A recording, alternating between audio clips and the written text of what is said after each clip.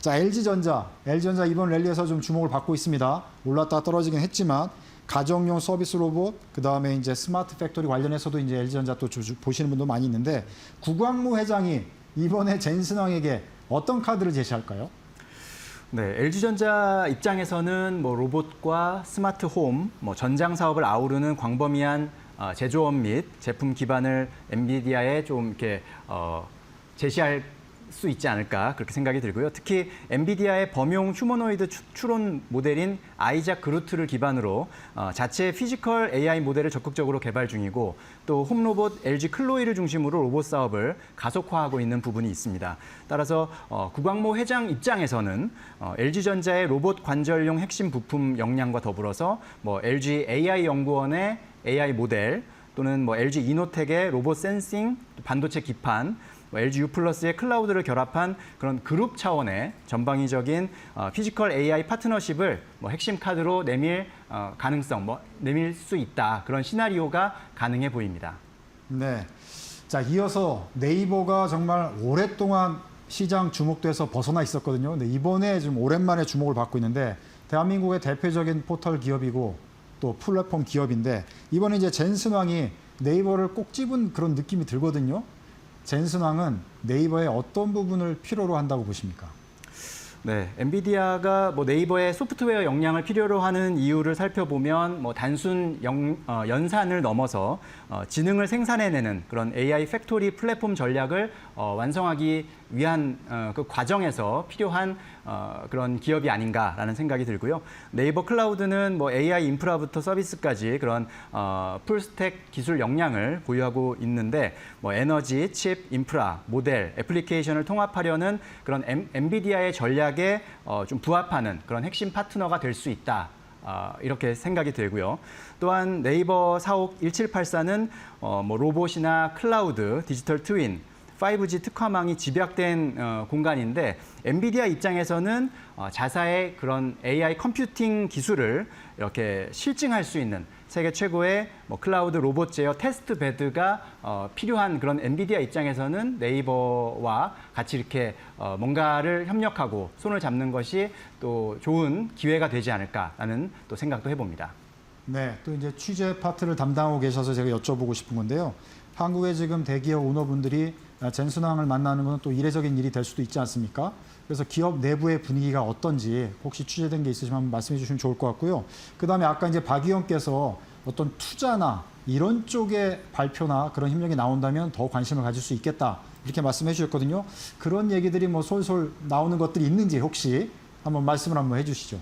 네, 뭐 여러 가지 이야기들이 나오고 뭐 여러 가지 추론이 가능한 그런 상황이라고 볼 수가 있겠는데 뭐 한국 대기업들은 이 엔비디아와의 협력을 통해서 막대한 그런 브랜딩 시너지 효과를 좀 창출하기 위해서 이 대기업 총수들이 조연 역할을 자처하면서까지 좀 적극적이고 우호적으로 이렇게 공동 브랜드를 구축하려는 그런 분위기, 그런 모양새가 나타나고 있다라고 말씀드릴 수가 있겠고 오늘 홍대에서 저녁에 뭐 삼겹살 소주 회동 뭐 이런 격식 없는 자리를 마련한 것도 뭐 당장에 그 자리에서 뭐 세부적인 계약이 나온다기보다는 향후에 어떤 굵직한 협상을 수월하게 좀 풀어나가기 위한 강한 파트너십 그런 관계, 연대감을 가지려는 협상 전략 중에 하나다라고 또 풀이도 가능하고요. 지분 투자나 뭐 조인트 벤처 설립과 관련해서는 뭐 구체적으로 확정된 사안은 뭐 아직 발표되지 않았지만 젠슨왕 CEO가 대만에서 뭐 이런 얘기를 했죠. 앞서서도 사회자께서 설명해 주셨지만 한국 로보틱스 산업에 크게 기여하고 싶고 뭐 투자를 검토하고 있다. 뭐 직접 언급하기도 했고 또 오늘도 역시 기자들의 질문에 한국의 차세대 핵심 산업으로 로보틱스를 또 지목하기도 했습니다. 그리고 뭐 한국 R&D 센터를 위한 채용을 시작했다라는 이야기도 하고 있는데요. 지금 국내 대기업이나 뭐 유망 로봇 스타트업에 대한 엔비디아의 뭐 직간접적인 투자나 또는 협력 설립 논의가 오갈 가능성 충분히 열려 있고 실제로 젠슨왕 CEO도 직접적으로 뭐 현대차, LG, SK, 삼성, 네이버 같은 국내 한국의 대기업들과 많은 미팅이 예정돼 있다 이렇게 직접 말하기도 했습니다.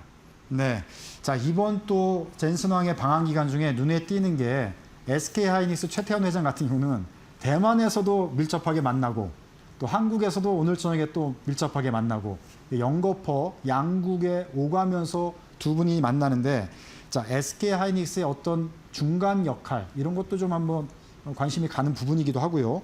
대만과 한국 사이에 어떤 연결고리가 있는 건지 아니면 우리 나름대로의 젠슨왕과 새롭게 뭔가 구축하는 그런 방향성이 있는 건지 우리 성 기자께서는 어떻게 보셨습니까? 네, 이번 그 대만 컴퓨텍스에서 젠슨황 CEO는 차세대 휴머노이드 로봇 개발 플랫폼을 전격 공개를 했고요. 또 AI가 데이터 센터를 벗어나서 로봇과 공장 등 이런 물리적 세계로 침투하는 피지컬 AI와 AI 팩토리 시대의 도래를 강력히 선언한 모습이 좀 인상적이었습니다.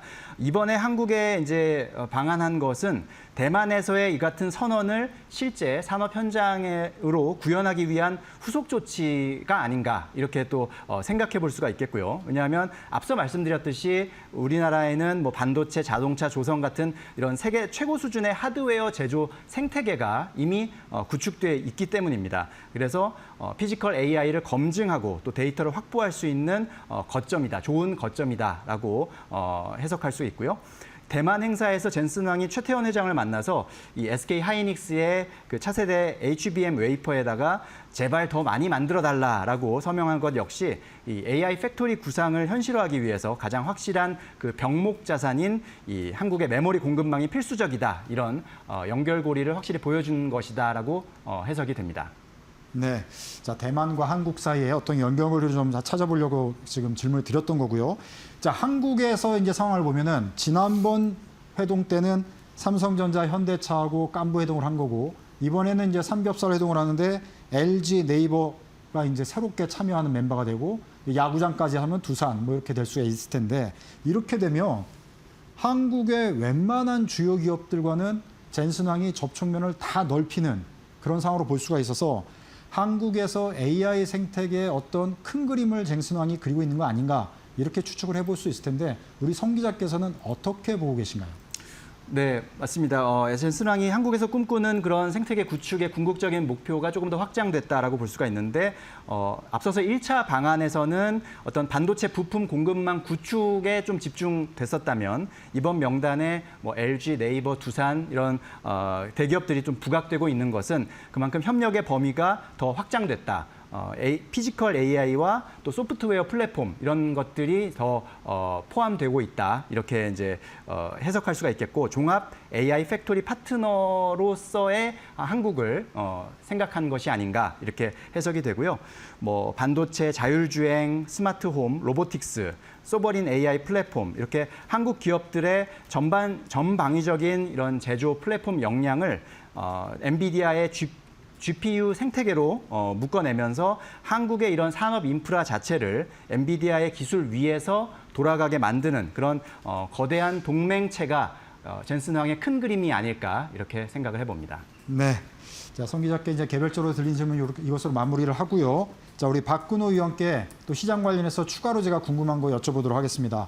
지금은 우리 증시가 주도주 중심으로 상당히 편중돼 있다 볼 수 있는데요. 물론 어느 시장이든지 주도주가 있기는 뭐 당연한 거고 또 그렇게 편중이 될 수밖에 없는 그런 지금 산업 현황인데 그래도 우리가 잘 모르는 소외주들을 찾아서 또 선별적으로 우리가 미리 투자를 한다면 상당히 도움이 될 수 있을 것 같아서 숨은 소외 업종들은 어떤 것들을 우리가 좀 주목을 하면 좋을지 또 조언을 한번 주시죠. 네, 숨은 수혜주를 찾기 전에 먼저 제 의견을 좀 말씀드리고 네. 이제 수혜주를 말씀드리면 우리가 보통 시장에서 이제 어떤 이제 유명한 기업이 하나 나오게 되면은 그거 관련해서 이런 멘트들이 좀 많이 나오죠. 테슬라 관련주를 찾아라, 아니면 뭐 비트코인 관련주를 찾아라. 네.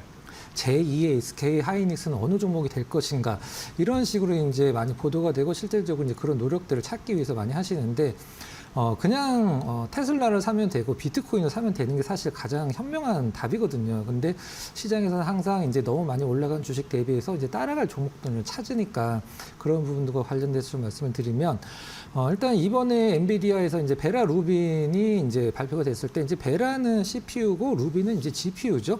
한마디로 이제 그 엔비디아 같은 경우는 CPU, GPU, 메모리까지 이제 우리가 다 쉬운 말로 이제 해먹겠다라는 표현인데 그럼 메모리는 엔비디아가 어떻게 이거를 이제 수익화를 시킬 수 있냐면 기존의 이제 메모리 같은 경우는 기판 위에 이제 실장이 돼 있다라고 하면 이제 쉽게 말씀드리면 납땜이 되죠. 이제 뗐다 붙였다 할 수가 없죠. 근데 이번에 베라 루빈 같은 경우는 이제 소캠2가 적용이 되면서 메모리가 이제 그 모듈화돼 있어서 탈부착이 가능한 어떤 제품으로 이제 출시가 되죠. 실질적으로 베라 루빈을 뭐 A라는 기업이 이제 어떤 요구를 했을 때 우리는 이거를 뭐 몇 기가만 좀 붙여주세요. 메모리를 아니면 우리는 뭐 몇십 기가 붙여주세요 할 때 이제 엔비디아가 그거를 모듈화 시킨 소캠2를 갖고 그걸 이제 앞으로 메모리에서도 장사를 하겠다는 뜻으로 이제 생각하시면 될 것 같은데 우리나라에서 이 소캠2 기판을 담당을 하고 있는 그러니까 삼성전자, SK, 하이닉스, 마이크론 세 개의 어떤 그 메모리 기업들의 소캠2 기판을 모두 담당하는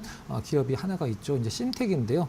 물론 현재 심텍의 시가총액을 심텍의 이제 실적이 어떤 증명을 할 수는 없는 부분까지 시가총액이 많이 높아지긴 했었습니다만은 베라 루빈 이제 시장에서 뭐 판매량이 어느 정도 나온다 이런 부분들이 이제 언론에 노출이 됐을 때 가장 좀 시장에서 포커스가 맞춰질 수 있는 기업은 기판 관련돼서 심텍이다 이렇게 한번 좀 정리를 해보도록 하겠습니다. 네. 자, 수급 관련해서 우리가 잠깐 참고할 만한 거 한 20초 짧게 말씀해 주실 수 있을까요? 지금 현재 수급과 관련돼서 이제 외국인이 너무 팔고 있다라는 이제 이런 이제 재료 뉴스들이 눈만 뜨면 이제 시장에서 생성이 네. 되고 있는 상황인데 실질적으로 외국인들의 시장 영향력은 2010년대 후반 이후로 굉장히 줄어들어 있는 상황이에요. 정리를 해서 말씀드리면 시장은 누가 사느냐가 중요한 게 아니라 사는 사람이 많으냐, 파는 사람이 많으냐가 이제 가격을 결정하거든요. 지금은 엄격하게 말해서 개인들이 외국인들의 수급을 압도를 하고 있기 때문에 개인들 수급으로 들어온다라고 해서 불안해 하실 필요는 전혀 없다. 이렇게 말씀드려보도록 하겠습니다. 네. 자, 또 이제 얘기 귀중한 의견들 듣다 보니까 시간이 벌써 훌쩍 지나가가지고 마무리할 시간이 되는데요. 자, 그럼 성 기자께서 마무리로 자, 투자자분들의 시청자분들께 참고가 될 만한 뭐 조언, 뭐 제언 말씀해 주시면 좋을 것 같습니다. 네, 젠슨 황의 방한 기대감이 전해지면서부터 관련 수혜주들이 급등하고 이렇게 또 극심한 변동성 장세가 좀 연출되는 그런 모습을 저희가 목격할 수 있었는데 시장은 화려한 이벤트를 좋아하지만 진정한 구조적 상승 추세는 결국은 이 엔비디아라는 생태계 안에서 실제 반복적인 매출을 만들어낼 수 있는가 이 여부가 가장 중요한 핵심 포인트라고 볼 수가 있겠습니다. 따라서 단순히 AI, 로봇 이런 단어만 보고 무분별하게 접근하는 것은 조금 주의해야 하셔야 될 것 같고요. 대신 AI 인프라가 이렇게 물리적인 산업 현장으로 확장될수록 가장 조금 먼저 더 필요해지고 더 대체 불가능해지는 핵심 자산 이런 것들은 과연 무엇인지 이런 것들을 잘 선별해서 굳건하게 좀 투자의 중심을 잡으시라는 말씀을 마지막으로 드리도록 하겠습니다. 우리 박 의원 딱 20초 말씀해 주실 수 있을까요? 네. 얼마 전 증권사에서 이제 나이대별 수익률이 발표가 됐을 때 70대 넘으신 분들이 가장 수익률이 높고 20대 분들의 수익률이 가장 낮다라는 이제 통계를 보고 상당히 좀 안타까웠는데요. 이제 제가 한마디만 드리고 말씀을 정리를 하도록 하겠습니다. 주식 투자는 시간을 돈과 바꾸는 게임이거든요. 너무 일단 단기 매매보다도 기업의 미래를 보고 어떤 중장기 투자도 이제 병용해 가신다라고 하면 좋은 투자 성과 있을 거라고 확신을 합니다.